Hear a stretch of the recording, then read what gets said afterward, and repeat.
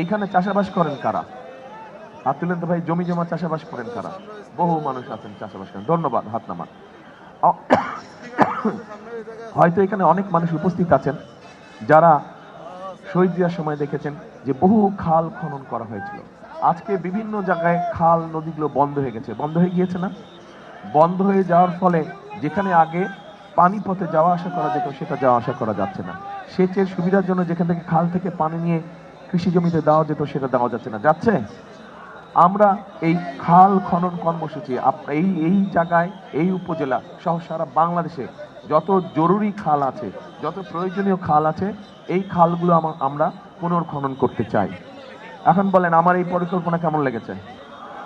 খাল খনন করতে চান? আচ্ছা, নির্বাচনের পরে ইনশাল্লাহ আমরা সরকার গঠন করলে এই খাল উদ্বোধন করতে, খাল খনন উদ্বোধন করতে আমি আসবো। কে কে যাবেন আমার সাথে খাল কাটতে? খাল কাটতে কি মা বোনেরাও যাবেন? Very good, very good. আচ্ছা, ধন্যবাদ, হাত নামান। এই গেল খাল খননের কথা। এবার আসেন কৃষক, আপনারা যারা চাষাবাস করেন, চাষাবাস যারা করেন, কৃষিকাজ যারা করেন, এদের মধ্যে ক্ষুদ্র কৃষক আছে, মাঝারি কৃষক আছে, প্রান্তিক কৃষক আছে, আবার বড় কৃষকও আছে। কিন্তু সমস্যাটা প্রান্তিক, ক্ষুদ্র, ক্ষেত্র বিশেষে মাঝারি কৃষকদের হয়, খুব কষ্ট হয়। হঠাৎ করে আবহাওয়ার কারণে ফসল নষ্ট হয়ে গেলে বেচারারা বিপদে পড়ে যায়, হঠাৎ করে ফসলে পোকা ধরলে তারা বিপদে পড়ে যায়, হয় না এই কাজগুলা? এখন আমরা মা বোনদেরকে যেরকম ফ্যামিলি কার্ড দিব, ঠিক কৃষক ভাইদেরকেও আমরা একটা কৃষি কার্ড দিতে চাই।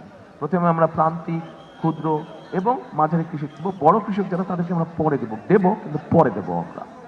এখন এই কার্ডের মাধ্যমে কি সুবিধা হবে? এই কার্ডের মাধ্যমে প্রথমত আপনি যদি 2টা ফসল করেন বছরে, তাহলে অন্তত একটা ফসলের যে বীজ লাগে, কীটনাশক ওষুধ লাগে, সার লাগে, সে চেষ্টা করব কৃষি কার্ডের মাধ্যমে কৃষক ভাইদের কাছে পৌঁছে দেওয়ার জন্য।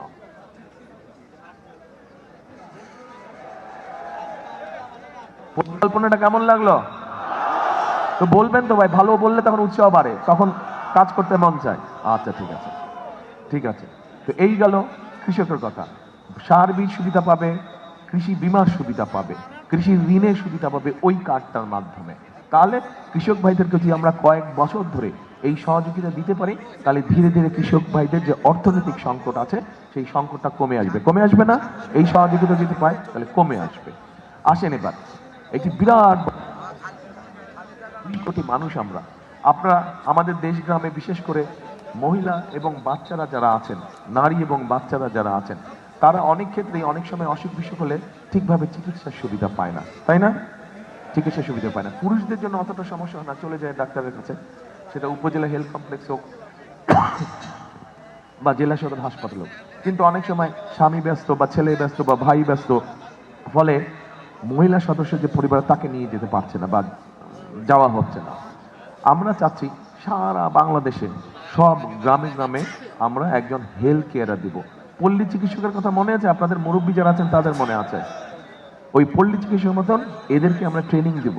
এরা গিয়ে গ্রামে গ্রামে, গ্রামে গ্রামে তারা মানুষকে চিকিৎসা দেবে, বিশেষ করে মহিলা এবং শিশুদেরকে, যে বেশি সিরিয়াস অসুখ বিসুখ না, ছোটখাটো অসুখ যার জন্য হাসপাতাল যাওয়ার প্রয়োজন নেই, সেই ওষুধ এবং সেই চিকিৎসা তাদেরকে দিবে। ঘরে বসে আমরা এই চিকিৎসাটা আপনাদের কাছে পৌঁছাতে চাই।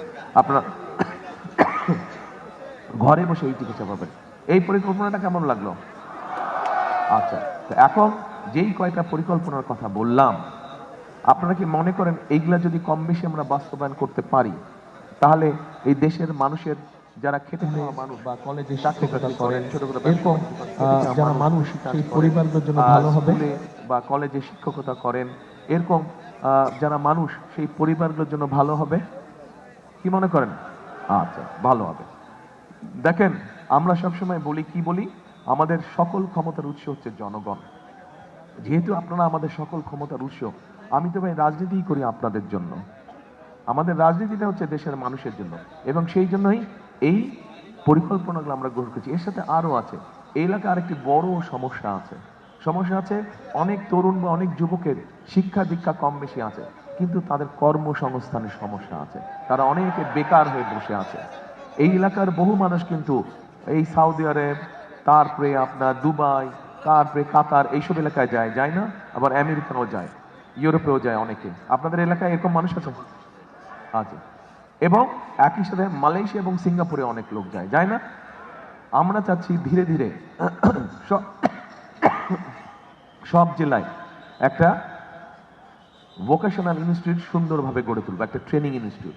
আমাদের এই এলাকার মানুষ যেখানে যেখানে যায় সেইখানে কি কি চাকরি আছে বাংলাদেশের মানুষের জন্য, কি কি চাকরি সহজে বাংলাদেশের মানুষ পেতে পারবে যদি তাকে আমরা একটু ট্রেনিং এর ব্যবস্থা করে দিই, যদি তাকে আমরা একটু সিঙ্গাপুরের ভাষা, ইংরেজি ভাষা, সৌদি আরবে গেলে মিডল ইস্ট, মধ্যপ্রাচ্য আরবি ভাষা, এগুলা মালয়েশিয়া গেলে মালে ল্যাঙ্গুয়েজ, মালে ভাষা আমরা যদি শেখাতে পারি, তাহলে আপনারা কি মনে করেন যারা বিদেশ যাবে তাদের জন্য চাকরি বাকরি পেতে বা ব্যবসা বাণিজ্য দেশের মধ্যে করতে সুবিধা হবে?